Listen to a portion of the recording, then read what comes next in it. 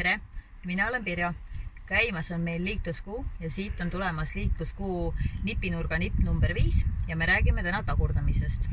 Meil on ettevõttes päris suur autopark ja kogu oma sõidustiiliga, viisiga me mõjutame väga palju oma kulusid.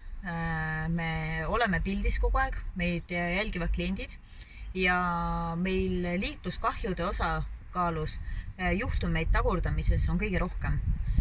Miks neid on nii palju? On sellepärast, et me kiirustame, me ei märka tihti peale ja meil on sellised erakordsed autod, mis on sellised rahvakeeli pirukad ja meil ei ole siin väga head tahavaatepeeglid, sest kuudi uksed on kinni ja selleks, et olla targem ja mitte tekitada õnnetusi, oleme paigaldanud autodele tagurduskaamerad ja kohe me näitame seda tagurduskaamerat ka, et teeme ühe tagurdamise ära.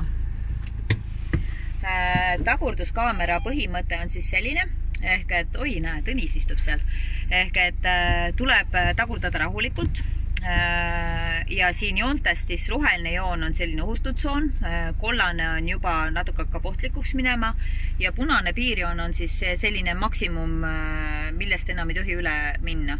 Ja auto hakkab ka piiksudes märku andma, kui on mingisugune oht juba lähedal. Meie tahavaatekamera on paigutatud autonumbri, tagumise numbri ülesse, ehk et kui see talvel koledatel ilmadel, poristel ilmadel, kui on kaamera pime, siis oleks mõistlik korraks käia ja puhastada see kaamera ära. Aga tagurdame siis hästi rahulikult. Nii, kas Tõnis naeratab veel? Rahulikult ja nüüd.